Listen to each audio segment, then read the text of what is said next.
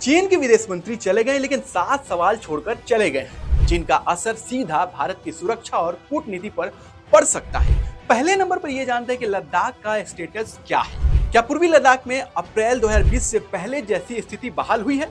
सरकार रिश्तों को सामान्य करने में लगी है, लेकिन हकीकत यह है कि कई इलाकों में भारतीय गश्त अभी भी नहीं पहुंच पा रही है। दूसरे नंबर पर वन चाइना पॉलिसी।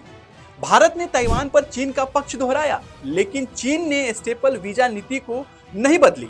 सवाल यह है कि इतनी बड़ी कूटनीतिक रियायत क्यों दी गई, वो भी बिना किसी बदले की गारंटी के।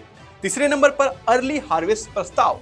साल 2019 में ठुकराए गए चीन के अर्ली हार्वेस्ट प्रस्ताव को अब मानने को भारत तैयार क्यों है? क्या वजह है कि भारत ने सीमा विवाद को टुकड़ों में सुलझाने की नीति अपना ली है? चौथे नंबर पर नदियों का डेटा। ब्रह्मपुत्र पर चीन के डैम भारत की चिंता है, लेकिन चीन सिर्फ इमरजेंसी हालात में जल स्तर का डेटा देगा, यानी भारत चीन के एक तरफा फैसलों पर निर्भर रहेगा।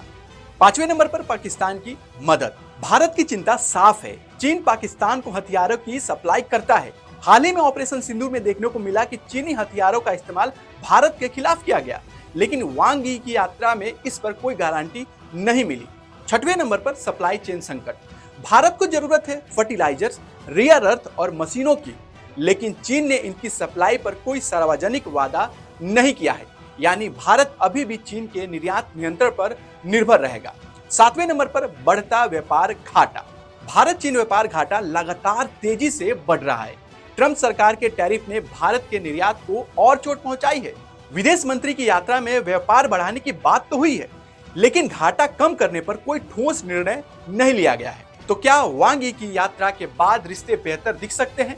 लेकिन ये 7 बड़े सवाल बताते कि असल में भारत की कूटनीतिक और आर्थिक मोर्चे पर रियायतें देते दिख रहा है। सवाल यही है कि क्या ये रिश्ते भारत को मजबूत करेंगे या कमजोर बना देंगे।